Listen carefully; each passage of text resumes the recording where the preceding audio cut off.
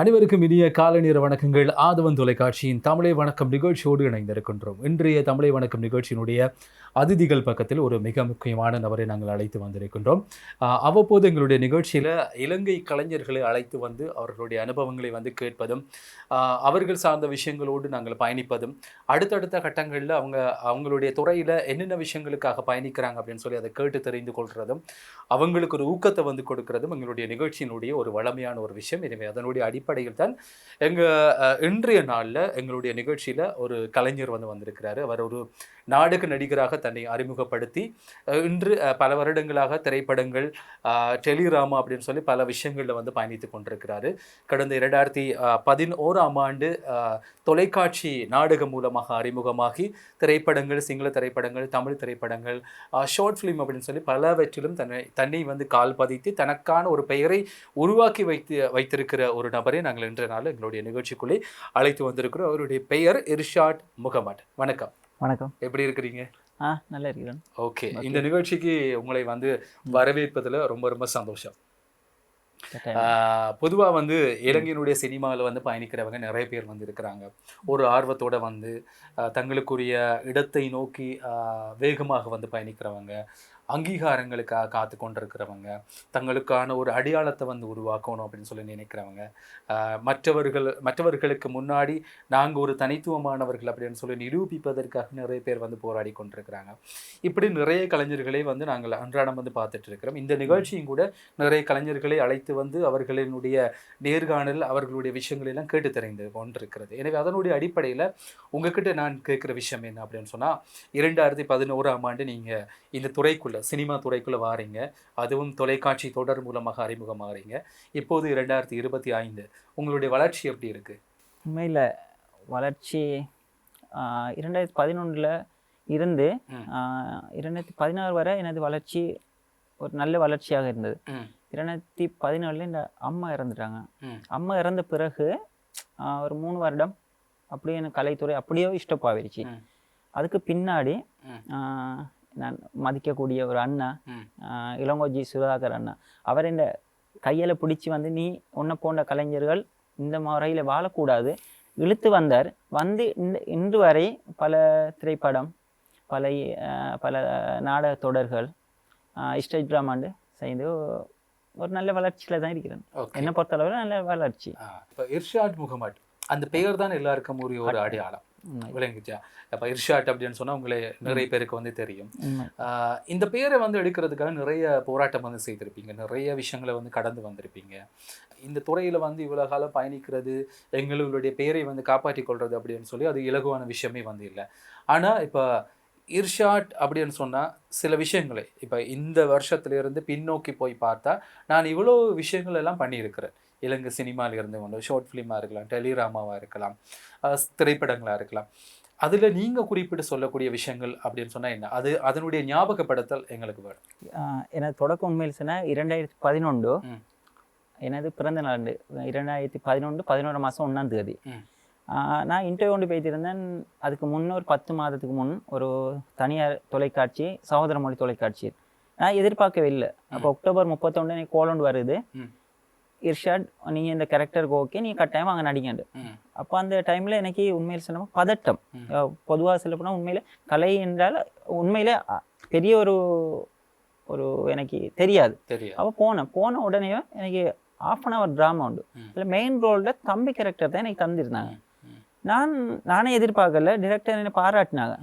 நீங்கள் ஒரு முஸ்லீம் தமிழ் பேசுகிற ஒரு இருந்தும் இந்த சிங்கள கேரக்டர் நல்லா செஞ்சேன், குட். அன்றிருந்து தொடங்கின என் பயணம். அதுக்கு பிறகு நான் அட்ரஸ் அண்ட் ஒரு பிரபலமான டிரெக்டர் ஜெக்ஷன் அண்ட் உங்களுக்கு எல்லாரும் தெரிஞ்சிருக்கேன். அதில் ஒரு ரோல் ஒன்று தந்தாங்க. ரோல் என்னன்னு சொன்னால் டயலாக் இல்லை, ஒரு ஹீரோக்கு பின்னுக்கு நிற்கிறது. அதே ஒரு பெரிய விஷயம். இந்த சிங்கள திரைப்படத்துக்குள்ள ஒரு என்ன போன்ற ஒரு கலைஞன் ஒன்று பின்னுக்கு போகிறதே பெரிய விஷயம். அதில் இருந்தால் அதுக்கு பிறகு அர்ஜுன் கமல்நாத் ஒரு மாபெரும் டிரெக்டர் திரைப்படத்தில் அதுலேயும் ஒரு கேரக்டர் ஒன்று பண்ணேன். அதுக்கு பின்னாடி சின்ன ஒரு அட்வர்டைஸிங் கொஞ்சம் செஞ்சேன். அதுக்கப்புறமா தான் எனக்கு தமிழ் தொலைக்காட்சி ஒன்றில் ஒரு வாய்ப்பு ஒன்று கிடைத்தது. அதிலிருந்து அந்த வாய்ப்பிலேருந்து நான் ஒரு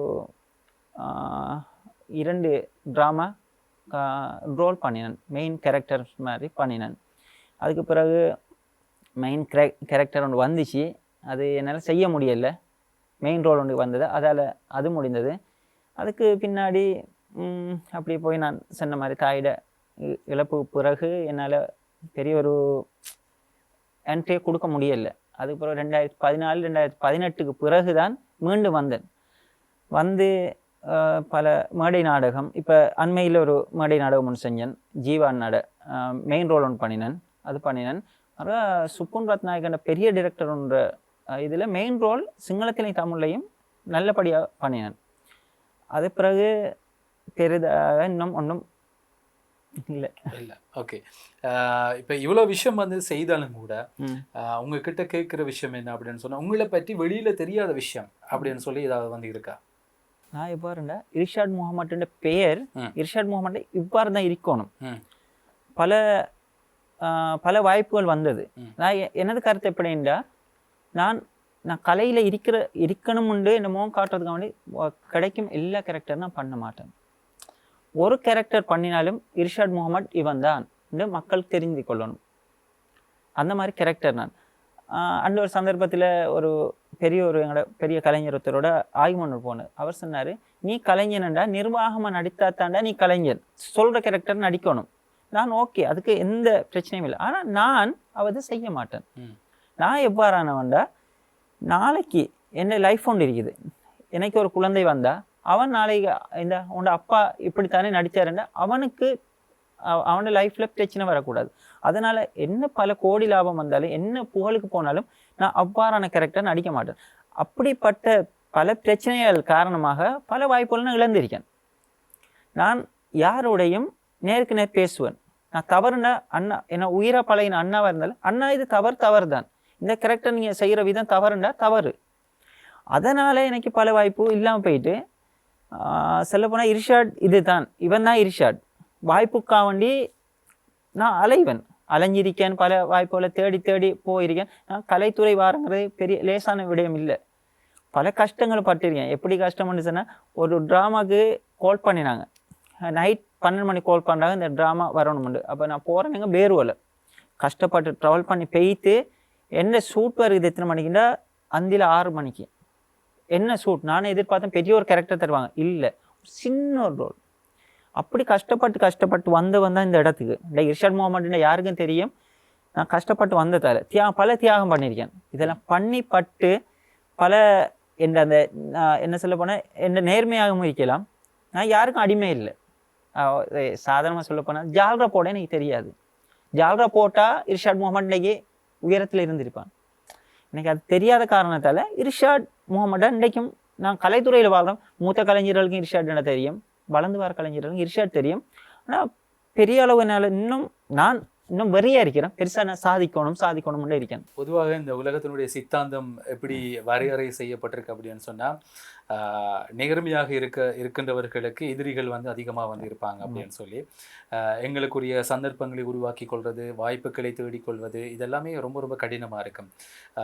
எந்தெந்த இடத்துல நாங்கள் நேர்மையாக இருக்கின்றோமோ, எந்தெந்த இடத்துல நாங்கள் வந்து நேர்மையாக பேசுகின்றோமோ, அந்தந்த இடங்களில் நாங்கள் ஒரு மறுக்கப்படுகின்ற கேரக்டராக வந்து மாறுகிற விஷயம் இந்த உலகத்தினுடைய யதார்த்தத்தில் வந்து இருக்கிற ஒரு விஷயம். எனவே நீங்கள் ஆரம்பத்தில் சில விஷயங்கள் சொல்லியிருந்தீங்க, அதை வச்சுக்கொண்டு அடுத்த கேள்வி, இவ்வளோ காலம் இந்த துறையில் வந்து பயணிக்கிற போது வாய்ப்புகள்ன்றது மறுக்கப்படுறதுக்குரிய சந்தர்ப்பங்கள் நிறைய வந்து உருவாகியிருக்கும். அது எந்தெந்த சந்தர்ப்பத்தில் என்னென்ன வாய்ப்புகள் உங்களுக்கு மறுக்கப்பட்டிருக்கு, கை நழுவி போயிருக்கு? உண்மையில் நான் ஒரு இஸ்லாமியர். அப்போ ஒரு சந்தர்ப்பத்தில் பாலாண்ட பெரிய டிரெக்டர், அப்போ அவர் மெயின் ரோல் உண்டு, ட்ராமா உண்டு, எபிசோட் கிட்டத்தட்ட ஒரு மாதமாக போகிற 10 எபிசோட் உள்ள ட்ராமா உண்டு. அப்போ அந்த ட்ராமாவுக்கு மெயின் ரோல் எனக்கு தான் கிடச்சது. அப்போ தந்த காலம் வந்து நோன்பு, புனிதமான நோன்புடைய காலத்தால் என்னால் நான் சொன்னேன், என் கலாச்சாரம், கொள்கை, பண்பாடு, சில விஷயம் எவ்வளோ கோடி லாபம் வந்தாலும் என்னால் விட்டு கொடுக்க முடியாது. அப்போ அந்த சந்தர்ப்பத்தில் எனக்கு அந்த ட்ராமா மிஸ் ஆகினுச்சு. அது உண்டு. பல ட்ராமா குடும்ப சூழ்நிலை, என்னை தாய் இழந்த பிறகும் பல என்ன சொல்லுவார், நம்மளோட நாட்டை எடுத்து போகிற பொருளாதார பிரச்சனை இருக்குது. ஒரு ட்ராமா போனால் ரிஹர்சல் போகணும் ஒரு கிழமைக்கு. அப்போ எந்த குடும்பத்தை பார்க்குறியா, ட்ராமா பார்க்குறியா? அது மாதிரி உண்மையில் சொல்ல பல ட்ராமாக்கள் எனக்கு மிஸ் ஆகிருக்குது. பல சந்தர்ப்பங்கள் உண்மையை சொல்ல போனால் என்ன சொந்த காரணத்தால், பல ட்ராமா என்னால் மிஸ் ஆகிருக்குது. ஆனால் நல்ல ரோல்வெல்லாம் மிஸ் ஆகிருக்குது. ஏன்னா குடும்ப சூழ்நிலை அப்படி. ஆரம்பத்தில் நீங்கள் சொன்ன மாதிரி என்னதான் ஒரு நடிகராக வந்து இருந்தாலும் கூட நீங்கள் வந்து ஸ்டேஜில் பர்ஃபார்ம் பண்ணுற இன்னும் ஒரு நடிகர் அப்படின்னு சொல்லி நீங்கள் உங்களை வந்து அடையாளப்படுத்தினீங்க. இந்த ஸ்டேஜ் ட்ராமா பண்ணுறதுல வந்து இருக்கிற சவால்கள் என்ன, அதை எப்படி நீங்கள் விருப்பத்தோடு பண்ணுறீங்க, அந்த இன்ட்ரெஸ்ட் எப்படி உங்களுக்குள்ளே வந்துச்சு? கட்டாயம் ஒரு நடிகன் என்றால் உண்மையிலே ஸ்டேஜ் தான் அவன் ஆரம்பம். எனக்கு உண்மையிலே ஸ்டேஜ் ட்ராமாண்டா நான் என்னோட உங்களுக்கு தெரியும் கலாச்சார நிலையம் ஒன்று சுதர்சிண்டு, அதில் ஒரு வருடமாக நான் ஒர்க் ஷாப் போகிறேன். அதால் தான் ஒரு ஸ்டேஜில் எப்படி ஒரு நடிகன் நடக்கணும், எப்படி ஒரு டயலாக் பேசணும், எப்படி சவுண்ட் எடுக்கணும், எது மாதிரின்னு நான் கற்றுக்கொண்ட பிறகு தான் நான் ஸ்டேஜ்லே தயக்கத்தோடு ஏறினேன். அப்போ தான் ஒரு ட்ராமா ஒரு நடிகன் ஒரு கற்றுக்கொள்ளாமல் போனால் அவன் நடிகன் இல்லை. இப்போ பொறுத்தளவில் பல நடிகர்ன்ற பேரில் நடிகரே இல்லை. எல்லாருமே இப்போ கேமரா தூக்கின எல்லாருமே நடிகன். அந்த விதத்தில் நான் சொல்கிறேன், ஸ்ரீலங்காவில் போகிறதுல கற்றுக்கொள்ளணும். ஏன்னா தமிழ் கலைஞர் நிறைய பேர் சொல்லப்போனால் உண்மையிலே சொல்ல போனால் அவங்களுக்கு எந்த முறையில் போகணும்ன்ற வழி தெரியாது. நானும் நடிக்கணும்னு ஆசை திறமை உள்ளவர்கள் இருக்கார்கள். அந்த இடத்துல போய்த்து எவ்வாறான நடிப்பை கொண்டு போகணும்ன்றது அவங்களுக்கு தெரியாது. என்ன காரணம், இப்போ நம்ம சகோதர மொழியில் எடுத்தால் நிறைய ஒர்க் ஷாப் இருக்குது. இப்போ ஸ்டேஜ் ட்ராமா இருந்தாலும் ஃபுல் பெர்ஃபெக்ட், அவங்களோட ட்ராமா பார்த்தா பெர்ஃபெக்ட். என்ன காரணம், அவங்க தியாகம் பண்ணுறாங்க. பல வருஷம் ஒர்க் ஷாப் போவாங்க. எங்களோட கலைஞர்கள் கூப்பிட்டா உண்மையில் எனக்கு தெரிஞ்ச பல கலைஞர்கள் நான் அழைச்சேன், வரல. அந்த ஒர்க் ஷாப் மாதிரி ஒன்று செஞ்சுட்டு நாங்கள் ஸ்டேஜில் ஏறினோம்டா எங்களோட ஸ்டேஜ் ட்ராமா ரொம்ப பண்ணுக்கு போகும். இன்னொன்று சொல்ல போனால் உண்மையில் கவலைக்குரியமான இது, எங்களோட தமிழ் கலைஞர் பலர் இருக்காங்க. இன்றைக்கு மார்வத்தோடு சொல்ல நான் தமிழ் கலைஞர் ஆனால் என்ன செஞ்சது இல்லை. மூத்த கலைஞர் இருக்காக, தவறாக என்ன கொள்வானா, செஞ்சது எதுவுமே இல்லை. நான் கலைஞன் தான் சொல்லுவேன். ஏற்பட்ட நான் எனக்கு நினைவு ஒரு 2 வருடத்துக்கு முன்னே நான் அரசு நாடக விழா விருது வழங்கின விழாவுக்கு போய்த்திருந்தேன். அந்த விழாவில் நடந்தது என்ன தெரியுமா, Tamil drama, short drama, length drama எல்லாத்துக்கும் அழைச்சி இது அவார்ட் கொடுக்குறாங்க. யார் பார்த்தா அனைத்துமே சகோதர மொழி கலைஞர்கள். அப்போ நாங்கள் மார்பில் தட்டி கொள்கிறோம், நாம் தமிழ் கலைஞர்கள், எங்களை விட்ட ஆக்கள் இல்லை. ஆனால் அங்கே பெய்து அவார்டை எல்லாம் அள்ளி போகிறாங்க, சகோதர மொழியை சேர்ந்த கலைஞர்கள் தான் எடுத்து போகிறாங்க. இப்போ அந்த இடத்துல நாங்கள் உண்மை கவலைப்படணும், அடுத்து அவமானப்படணும். ஏன் தெரியுமா, நாம தமிழ் கலைஞருங்க எங்களோட ட்ராமா பெய்து சகோதர மொழி அவங்க தான் எல்லா அவார்டும் எடுத்து போகிறாங்க. ஏன் காரணம், எங்களுக்குள்ள உண்மையில் சொல்ல போனால் ஒத்துமை இல்லை. உண்மையில் ஒத்துமையும் இல்லை. அடுத்த ஒத்தம் வளர போக அவனை வளர விடுறதும் இல்லை. அவனை காலில் பிடிச்சி இழுத்து நீ பணியேறி இருந்த 4 கலைஞர் தமிழில் இது ஆண்டுக்கு இருந்தால் அந்த 4 பேர் தான் இருக்கணும். இன்னொத்தம் வாரத்துக்கு வாய்ப்புகள் சரியான கம்மி. ஏன்னா உன்றல்ல, உண்மையான கருத்தை சொல்ல போனால் அவனுக்கு அடி. நான் இதை பற்றி பேச போனால் நீ என்ன சாதிச்சான்னு கேட்பாங்க. ஆனால் சாதிக்க வாய்ப்பை உன்றல்ல. அதால் உண்மையில் கவலையில் தான் பேசுகிறேன். இப்படியான சூழ்நிலை வந்து இருக்கும்போது இப்போ தமிழில் இந்த மேடை நாடகம் தொடர்பிலான விஷயங்களில் நிறைய பேருக்கு ஒரு பெரிய சவால் இருக்குது. தமிழில் இருக்க கலைஞர்கள் கூட அதுக்கு வந்து ஊக்கமளிக்கிறதில்ல. இந்த மாதிரி விஷயம் தொடர்ச்சியாக வந்து போய்கொண்டிருந்தா அது எந்த மாதிரியான பாதிப்புகளை கொண்டு வரும்? பாதிப்புனா பொதுவாக நம்மளோட தமிழ் இண்டஸ்ட்ரி அப்படியே அழிஞ்சிடும்.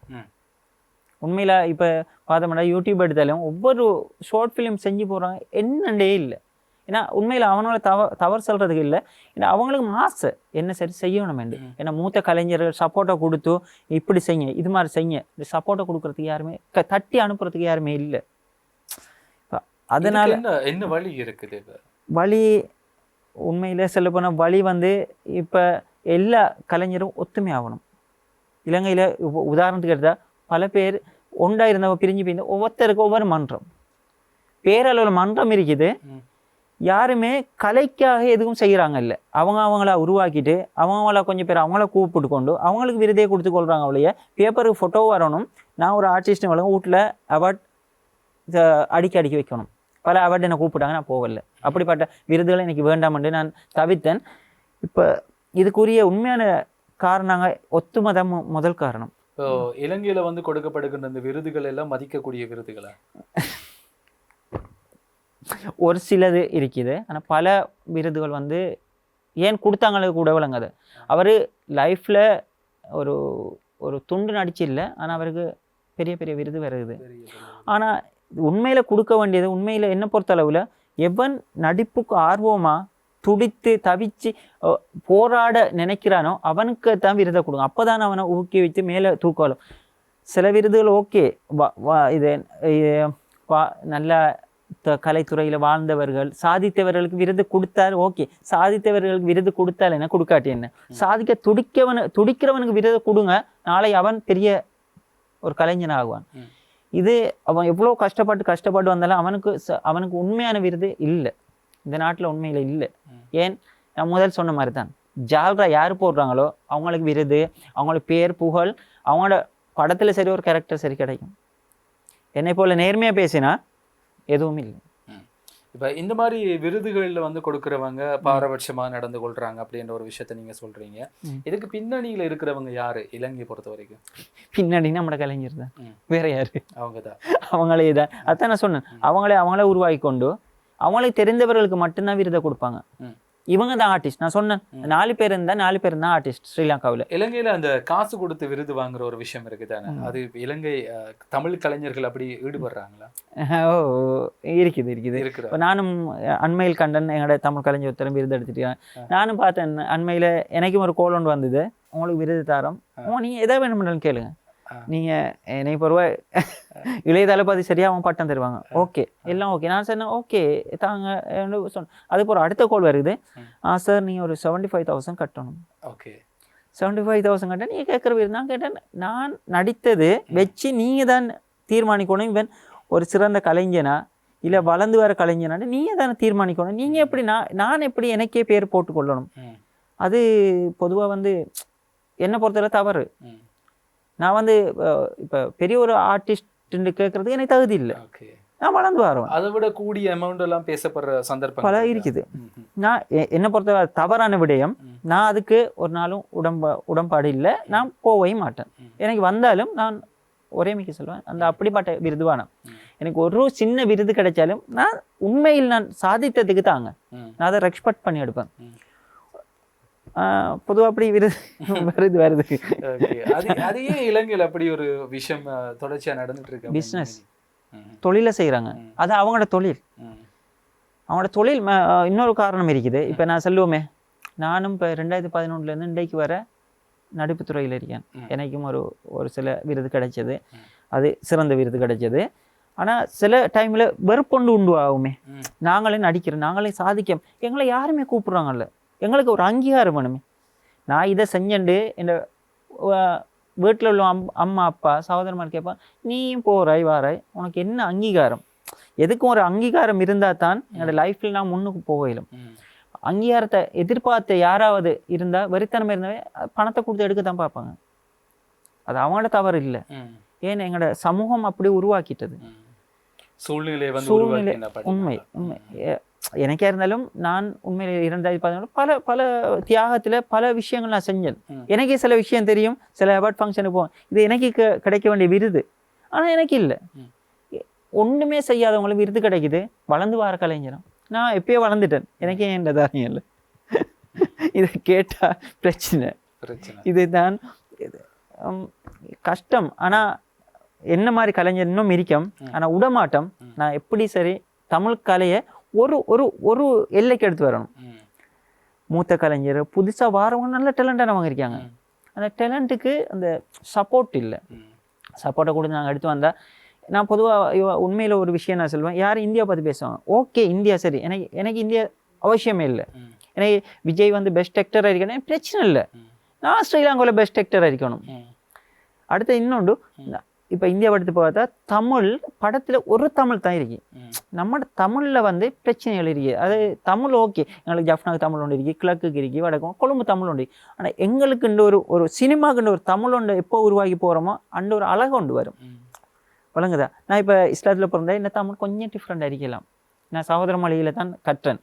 நான் 1ஆஃப்லேருந்து ஓலெவல் மட்டும் தமிழ் கலை, ஆனால் நான் தமிழை கற்க ஆசைப்படுறேன். தமிழ் வார்த்தைகளை அழகாக பேசணும்னு எனக்கு ஆசை இருக்குது. அப்போ எனக்கு எந்த ஆசை, இது என் சொந்தமான ஆசை, நான் தவறு சொல்லலை. எங்களுக்கு சினிமாவுக்கு தனி தமிழ், அழகான தமிழ் ஒன்றை உருவாக்கணும். அந்த பேச்சு வந்து யாரும் விரும்பணும் அப்படி ஒரு இதை நான் முயற்சி பண்ணுறேன். நான் நிறைய பல கலைஞர்கள் பேசும்போது நான் சொல்லுவேன், அண்ணா இந்த வேர்டை இப்படி போடுங்க அண்ணா, போட்டால் அழகாக வரும். அப்போ பார்க்குறவங்களுக்கும் ஆசையை பார்ப்பாங்க தானே, அந்த மாதிரி ஆசைகள் இருக்குது. எனக்கு சப்போர்ட் வந்தால் கட்டாயம் நான் இந்த கலைத்துறையை என்ன உண்மையில் என் உயிர் கலை, இந்த வாழ்க்கை கலைக்காக எதுவும் செய்வேன். அப்போ நான் முயற்சி பண்ணுறேன், செய்வோம், ஜெயிப்போம். ஓகே, இப்போ கூடுதலாக வந்து ஒரு விஷயம் வந்து நடந்துட்டு இருக்கு. சில திரைப்படங்களில் வந்து காஸ்டிங் வந்து பண்ணும்போது இந்த சமூக வலைத்தளங்கள் டிக்டாக், இன்ஸ்டாகிராம் அதில் வந்து பர்ஃபார்ம் பண்ணவங்க, அதில் ஒரு ஃபேம் கிடைச்சவங்களை எல்லாரையும் சினிமாவுக்குள்ளே கூப்பிட்டு வந்து நடிக்க வைப்பாங்க.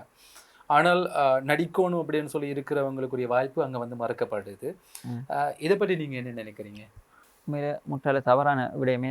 டிக்டாக்ல வந்து யாரோ பாடுறதை யாருக்கும் கொஞ்சம் ஆக்டிங் பண்ணலாம். நடிப்புங்கிறது உண்மையில கஷ்டம், தியாகம். நடிப்புங்கிறது எனக்கு தெரியும். 2011 என்னோட எத்தனையோ என் ஃப்ரெண்ட்ஸ் மாதிரியா நடிப்புக்கு வந்து எவ்வளோ தியாகம் பண்ணணும். நடிப்புங்கிறது லேஸ் இல்லை. அந்த கேமரா முன்னுக்கு இருந்து ஒவ்வொரு டயலாக்கும் பேச போகிறது அந்த நடிப்புட அந்த தியாகமோ கஷ்டமோ விளங்கும். இது 2 நாள் யூடியூப்ல செஞ்சது அவங்கள கொண்டாடுறதுங்கிறது என்னை பொறுத்தளவு கொண்டாங்க, எடுத்து வாங்க, பிரச்சனை இல்லை. ஆனால் உண்மையான திறமைசாலிக்கு இடத்த கொடுங்க, ஃபஸ்ட்டு கொடுங்க, அவங்களே எடுங்க, பிரச்சனை இல்லை, எடுத்து வாங்க. ஆனால் முன்னுரிமை கொடுக்குறது தவறு. இவ்வளோ காலம் நீங்கள் இந்த ஃபீல்டில் வந்து இருக்கிறீங்க, உங்களுக்கு பிடிச்ச கோ ஆக்டர் அப்படின்னு சொன்னால் யார்? ஸ்ரீலங்கா பொறுத்த அளவில் எனக்கு தர்ஷன் ராமராஜா பிடிக்கும். மற்றது உண்மையிலே என் நண்பன் ரியாஷை பிடிக்கும். ரியாஸ்ட் ஆக்டிங் டிஃப்ரெண்ட் ஆக்டிங். ஓகே, அப்படி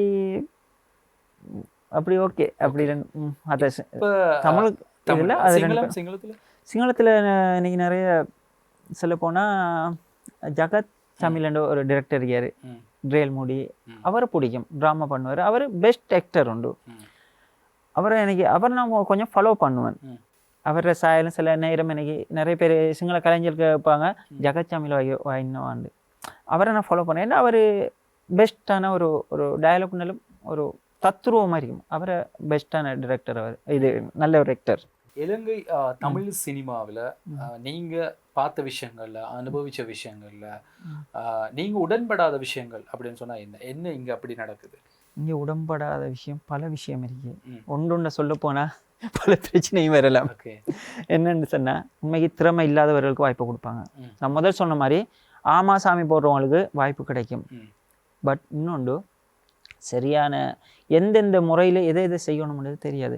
எல்லாரும் அந்த தடி எடுத்தவன்லாம் வேட்டைக்காரன்ற மாதிரி ஒரு கேமரா எடுத்தவன் எல்லாமே டிரெக்டர், எல்லாரும் நடிகன். ஆனால் எந்த யூஸும் இல்லை.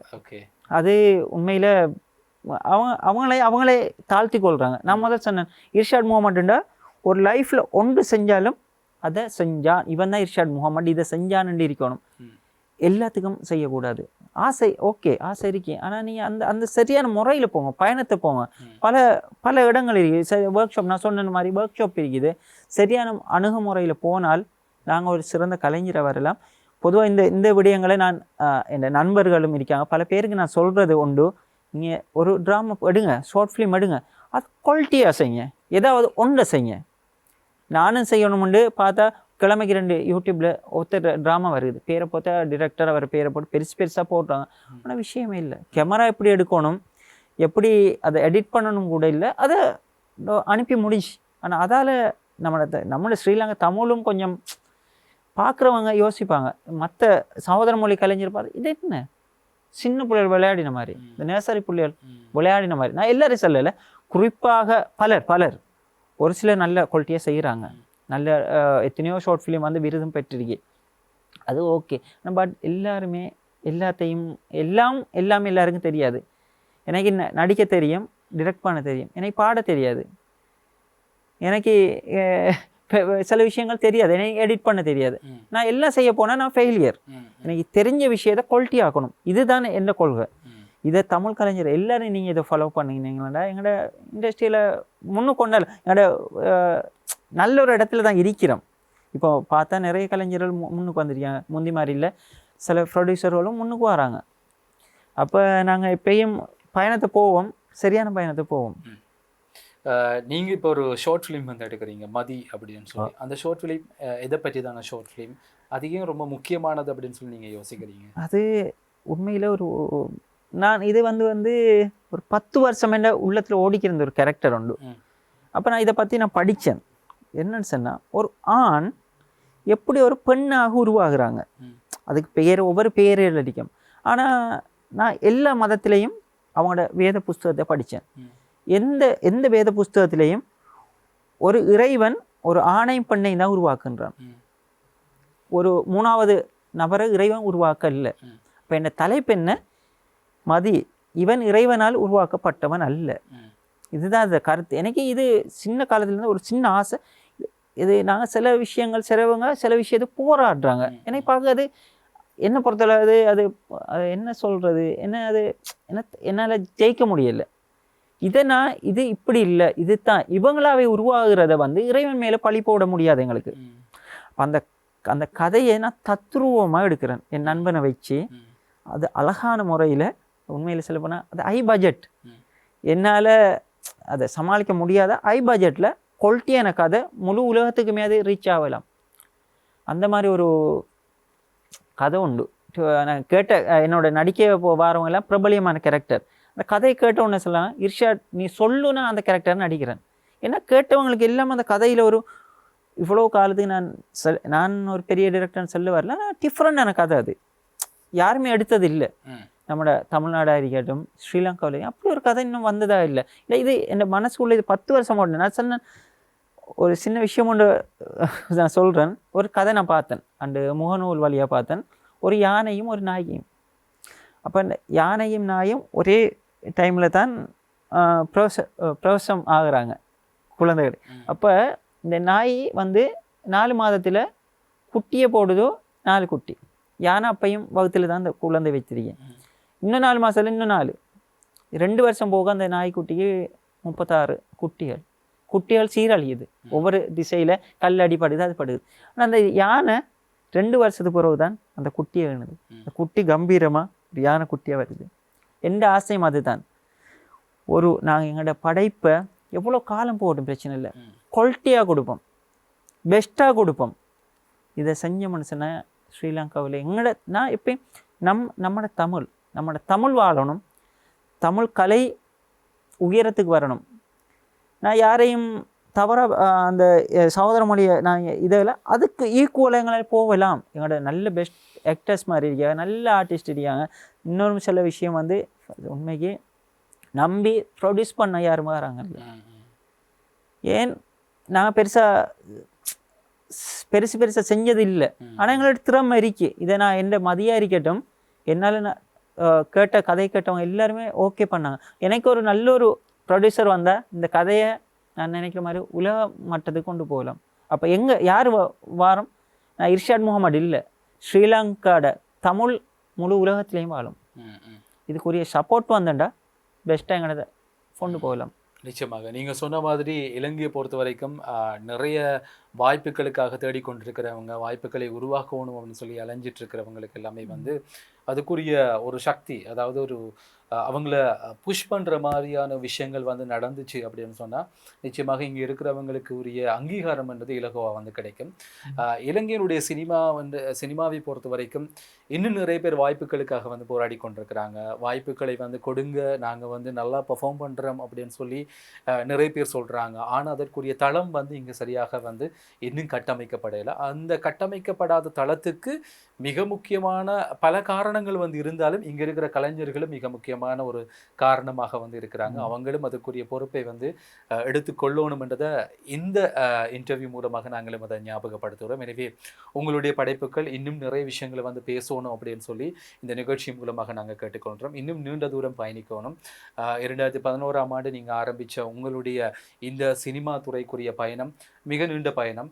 இன்னும் நிறைய விஷயங்கள் வந்து நீங்கள் செய்யணும். அதை விட இந்த ஸ்டேஜ் ட்ராமா மூலமாக இன்னும் நிறைய பேரை வந்து நீங்கள் உருவாக்கணும் அப்படின்னு சொல்லி நாங்கள் நிகழ்ச்சியின் மூலமாக வாழ்த்துக்களை தெரிவித்துக் கொண்டு இவ்வளவு நேரமும் உங்களுடைய பயணங்கள் தொடர்பாகவும் அனுபவங்கள் தொடர்பாகவும் உங்களுடைய ஆதங்கங்கள் பல விஷயத்தை இந்த நிகழ்ச்சியில் வந்து பகிர்ந்து கொண்டமைக்கு நிகழ்ச்சியின் சார்பாக நாங்கள் நன்றிகளை தெரிவித்துக் கொள்கின்றோம். இந்த சந்தர்ப்பத்தில் நான் 3 நபருக்கு நன்றி கட்டாயம் தெரிவிக்கணும். ஏனெனில் உண்மையில் நான் இந்த அம்மாவின் இறப்புக்கு பிறகு என்னை இந்த அளவுக்கு வளர்த்து விட்டது எனது மனைவி. மற்றது வந்து இளங்கோ அண்ணா, ரியாஸ், இந்த 3 பேருக்கும் கட்டாயம் நான் நன்றி உள்ளவனாக இருக்கணும்னு நம்புகிறேன்.